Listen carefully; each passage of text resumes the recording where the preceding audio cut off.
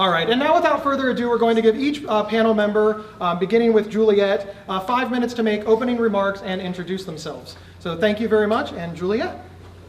Hello, good afternoon. I'm so happy to see all of you all. We were, when we thought about this conversation that we believed needed to happen in the peer community, we were thinking, I don't know, maybe we get 50 or 60 people to sign up for this, and so y'all have done me proud, because we don't talk enough about peers ourselves working in the workforce. We don't talk about those issues enough. So I'm hoping that my hope is that this will be the beginning. Might be the first, but it will be the first of many as we go along. So I'm supposed to be introducing myself, right? I'm Juliet Dorris-Williams. I am the executive director of the P.E.E.R Center. I've been with the P.E.E.R Center since I keep saying the beginning, and somebody says like Genesis, so it's like, well, yeah, like Genesis. And so pretty much. Before the P.E.E.R Center was the P.E.E.R Center, we were a little program inside a community mental health agency here in Columbus, and we had a big goal to become a freestanding nonprofit agency, separate from that community mental health agency, from 3 years from opening day. And that happened. We did that. Yay us! Yay the P.E.E.R Center. We did that right on time in January of 2010. So in the larger scheme of things, I still consider us babies, maybe toddlers, because there's community or consumer operated service centers all over the state and that have been operating longer than us. But nevertheless, here we are. I've been doing this work, in this role, since 2006, so a long time, actually. So I could talk to you about what I do at the P.E.E.R Center, but I only have 3 minutes. But I can say that I am a licensed social worker. I was that before I was this. And I am, in the context of this conversation, I think it is important to say that I have a lifelong journey with depression. I used to say 90% of the time, got that down, got it under control. That's down to 80%. I think it has to do with stress. Yeah, okay, I've got amen corner here. But lifelong journey with depression, compounded by trauma, which is also a conversation that we do not have enough in our community. So childhood trauma, adult trauma, that I'm still working on. So in some ways and in some circles, the trauma is easier, the depression is easier.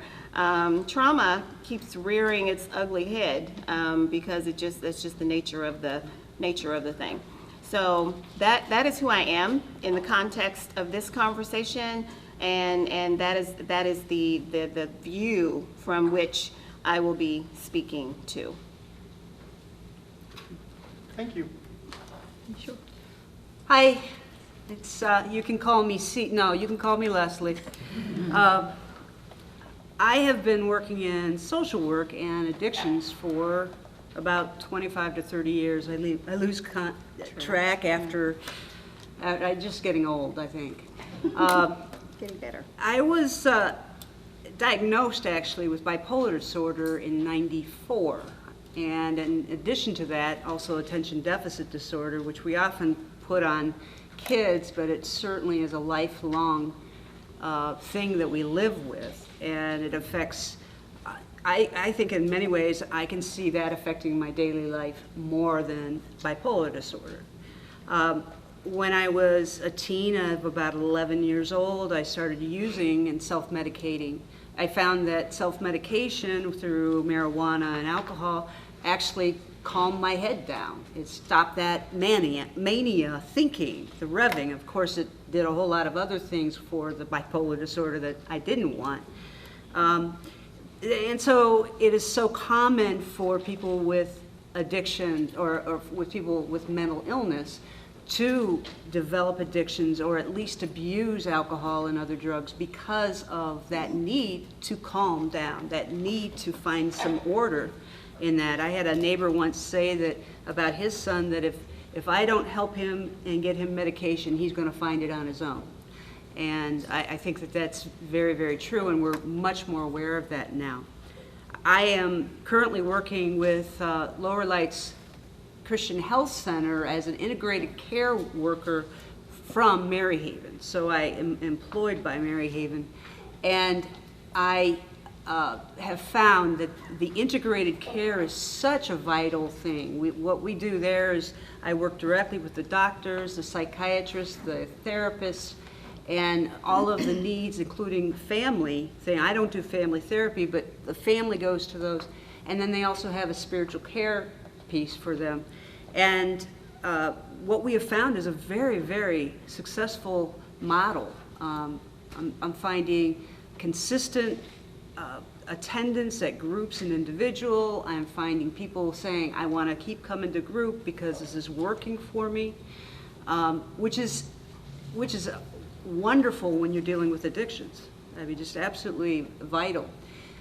I am also a clergy person and have grown up. I have several generations of pastors in my family and have seen in a beloved way, I say this, the mess behind the scenes of a church.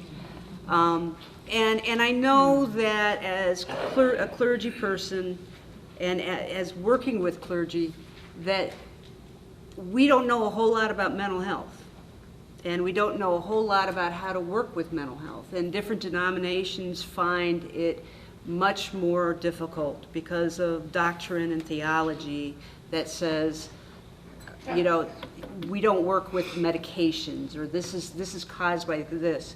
And so one of my theses or my main theses in seminary in my third year was working with social work and clergy, with religion and primarily Christianity, because that's my thread, and filling or lessening that chasm between the two. And it's something that's vitally needed, and I see it all the time. And when I start talking about these issues with a clergy person, there's inevitably questions like, what do I do with this person and all? And so that's one of the things that I'm trying to develop in my own personal career, not just through Maryhaven or working with the other agencies, so that I can be much more attentive and much more helpful in the church at large. I'm Traci Jacobs. I'm the former executive director of Gathering Hope House in Lorain County. I'm also a social worker and also a peer. And currently I'm teaching for YSU, Youngstown State University's program for the social work program on cultural competency and leadership. But my story, I've been in about the same amount of time as you, since I was 16 years old.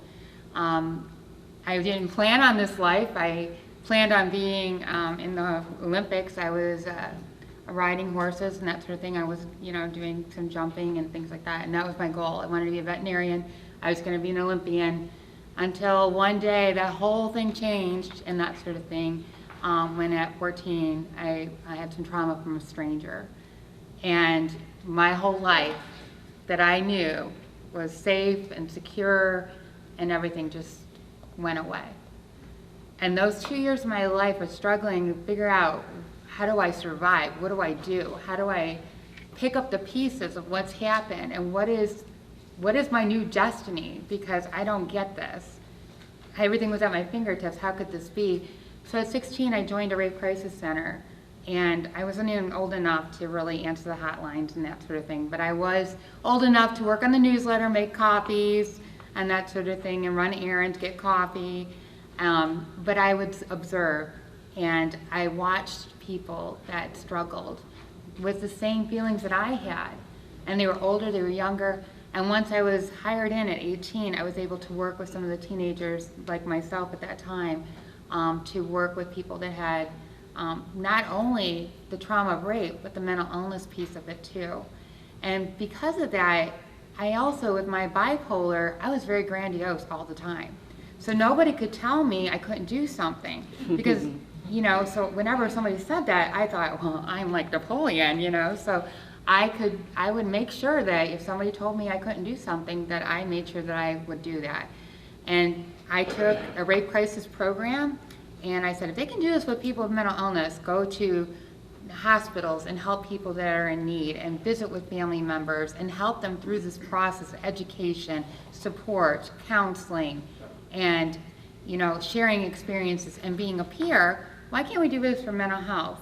So I'll share a little bit more later, but my grandiosity led me in that direction where I was able to convince a mental health center, a large mental health center in Lorraine County, to believe what I had to say about, you know, the importance of people as peers being providers as well. They loved the idea because it made them look good to the state and that sort of thing. So I was going to be the token poster girl, which is okay for me because I love the attention and that sort of thing, so that was perfect. But I noticed in meetings and that sort of thing, I had my name in the attendance next to a psychiatrist, head of psychiatry, and head of the, you know, but I noticed that whenever I suggested something and I raised my hand and that sort of thing, that my notes weren't, you know, noted in the minutes, but I noticed everybody else was. And if, you know, or it'd be like, Traci, good, good, next, you know, and then I realized they're not taking me seriously. That's right. So there was another person that I had with me who did not have a degree, and I said, I'm coming back for you. So my grandiosity, I learned how to write a grant out of a library book, sustained the program that we had, so they had no choice but to take her. They weren't going to turn down $40,000. I went back to school, and I told her I'd come back for her someday. In the meantime, she worked at that consumer-operated program in this rape crisis center, and then I ended up going on to get my bachelor's degree and decided that we were going to do a mental health program. And I came back for her, and now she's one of the lead people at the P.E.E.R center that I used to work at for almost 10 years. We've been together there, and I have since left there to move on to other things, and she's going strong as a peer supporter. So I'll share a little more about my history later, but you know, I'm kind of like him over here, you know, I'll try to keep calm. I'm very much a humorist. I like to joke around, and that's why we're separated, I'm sure. Gabe and I cannot be together. So I'll try to be professional, but we'll see how it goes.